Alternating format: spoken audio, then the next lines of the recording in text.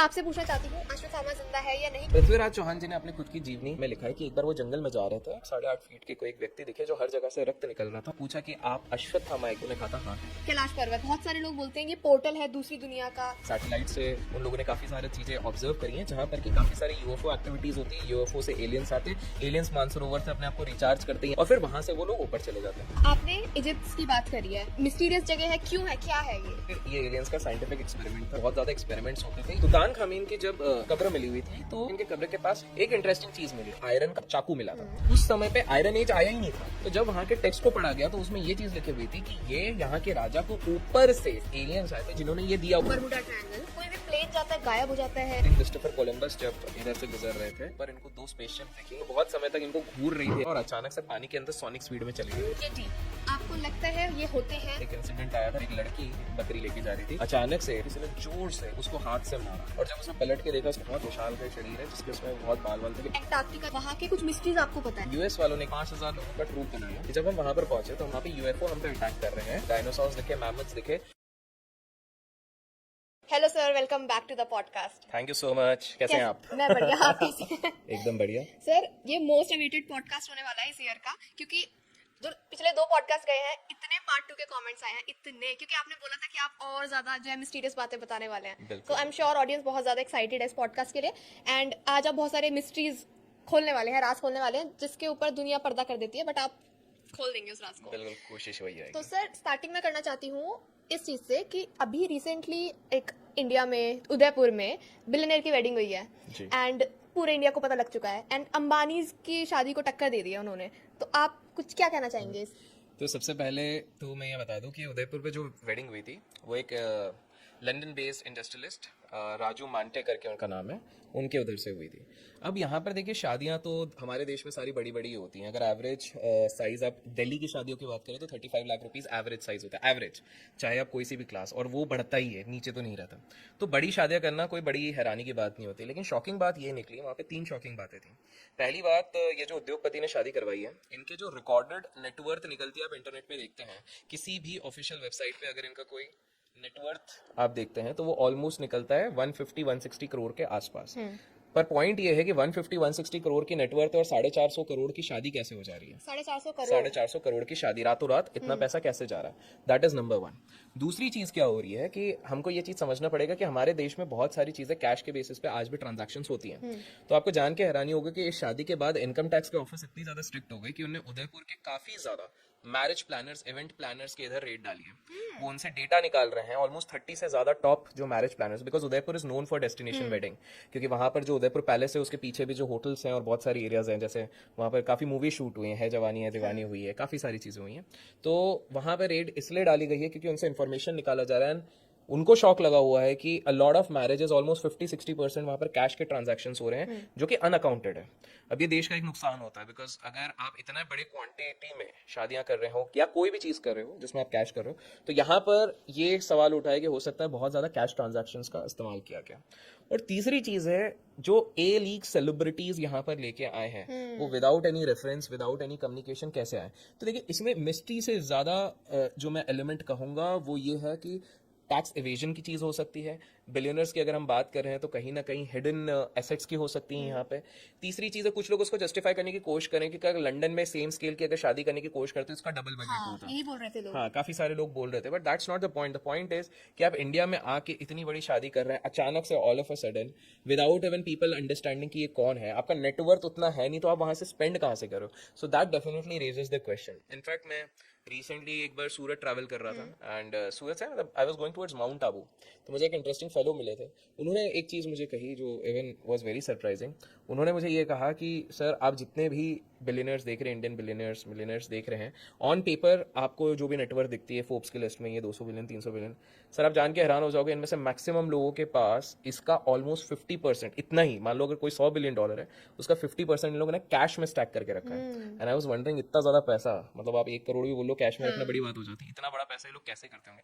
So it's quite evident, सबको पता है हवाला सिस्टम होता है, बहुत सारी चीजें होती हैं। तो ये एंड सर, इन्होंने तो अपनी शादी में जैसे जूनियर जूनियर ट्रम्प बोल रहे थे वो आया है, हाँ, और डोनाल्ड ट्रम्प जेनिफर जूनियर आए हैं। हाँ, तो ये कहा जा रहा है कि इनके बिजनेस एक्विंटेंस थे वहां से कहीं ना कहीं, तो उसके थ्रू वो आए हुए हैं। जेनिफर लोपेज आई हुई हैं, काफी हॉलीवुड के स्टार्स आए हुए हैं। इनफैक्ट ये भी कहा जा रहा है, ऑल्दो कहीं पर वीडियोस उसके सर्कुलेट नहीं हुए, बट शायद Justin Bieber was also invited. बोल रहे थे, बट आई वाज वेटिंग कि वीडियो सामने आए, बट आई नहीं। वीडियो नहीं आई। But we can't imagine sir कि जेनिफर लोपेज जैसे जो ये स्टार्स हैं उन्होंने कितना चार्ज करा होगा, we can't even Absolutely, imagine. absolutely. मतलब इनके जो रेट कार्ड निकल रहे थे वो ऐसा निकल रहा था 80 करोड़ 70 करोड़ 10 करोड़ 15 करोड़। मतलब यहाँ पे तो कह रहे थे रणवीर सिंह की बात करो इंडियन, तो 5 से 10 करोड़ तो उन्होंने ही चार्ज कर लिए थे। फिर उसके अलावा बाकी सारे भी लोग ले लीजिए, तभी आपको मेरे को लग रहा है वो 5 से 10 करोड़ के चक्कर में इतनी एनर्जी दिख रही थी रणवीर सिंह के अंदर, क्योंकि सबसे ज्यादा लोगों ने वही कहा कि सबसे ज्यादा एनर्जेटिक वही थे। बाकी करण जौहर ने होस्ट करा। करण जौहर ने होस्ट किया हुआ था, सोफी थी उनके साथ, वो थे, और भी काफी सारे सेलिब्रिटीज थे, शाहिद कपूर थे। तो इस तरह बड़े बड़े सेलिब्रिटीज आए थे। अब ये देखो, ये नो बड़े बड़े देशों में ऐसे बड़े बड़े बिलियनर के लिए तो छोटी छोटी बातें होती हैं, सो ये सब चलता रहता है। तो सर जैसे अभी हमने जेनिफर लोपेज की भी बात करी है, सर आपसे जब मैं बात कर रही थी आपने बताया था कि हॉलीवुड में कुछ डार्क प्रैक्टिसेस या तंत्र प्रैक्टिसेस समथिंग कुछ होता है। सो बेसिकली मैं लोगों से रिक्वेस्ट करूंगा, एक बार अगर चाहिए देखिए प्रूफ के माध्यम पे ही बात करा जाएगा। अब यूट्यूब पे जाके एक डॉक्यूमेंट्री चेकआउट कीजिएगा, उसमें एक लड़की के बारे में बताया, टेरेसा। तो टेरेसा 15 ईयर्स की थी, 15 साल की, एंड वो यूएस में रहती हैं। ये डॉक्यूमेंट्री आज भी है, अगर आप देखेंगे कुछ एविल प्रैक्टिसेस हॉलीवुड इस तरह से कुछ अब करेंगे तो आपको दिखेगा।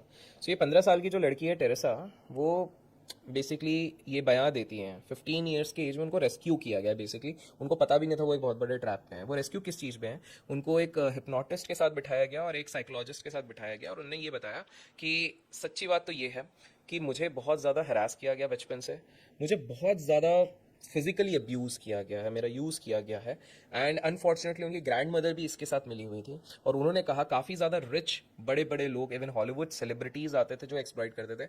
अब देखिए वो लड़की की मानसिकता ऐसी बन गई थी क्योंकि उन्हें दुनिया देखी नहीं थी, उनको कुछ पता ही नहीं था, तो उनको लगा था कि शायद दुनिया है ही ऐसी।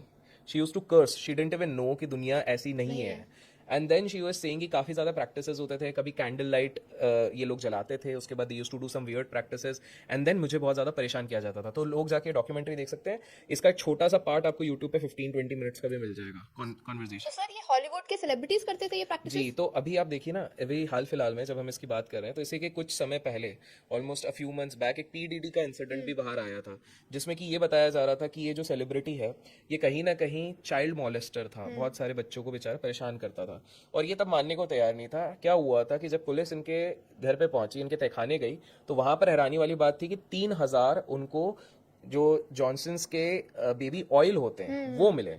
एंड वो बोले कि भाई 3-5 हजार बॉटलें ले, जॉनसन ऑयल क्या कर रही है, आप तो इतने बड़े हो, मतलब 35-40 साल के हो, उसका क्या है। उनके लॉयर क्या जस्टिफिकेशन देते हैं कि भाई उनको तेल लगाने का बड़ा शौक है, कमी ना हो जाए, इसलिए उन्होंने कंटेनर्स में इतना सारा रखा हुआ है।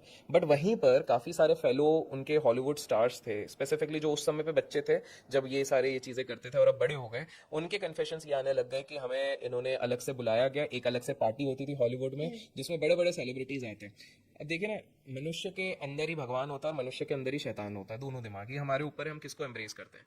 तो कुछ लोग होते हैं जो पैसों की आग में इतना ढल जाते हैं कि उनको अब चाहिए किक, लाइफ में किक चाहिए। तभी हम देखते हैं डार्क रूम्स क्यों चल रहे हैं, डार्क वेब क्यों चल रहा है, क्यों हम सोचते हैं कि भाई इतना ज्यादा पैसा कमाने के बाद भी और क्यों कमाना चाहता है, क्यों इस तरह के हम हैरान हो जाते हैं जब हम सुनते हैं कोई मिलियनर ने कोई रेप केस में पकड़ा गया, या कोई हम देखते हैं कोई ढोंगी है वो पकड़ा गया इस चीज में, इतना पैसा होने के बाद भी क्यों, क्योंकि उनको किक नहीं मिलती है।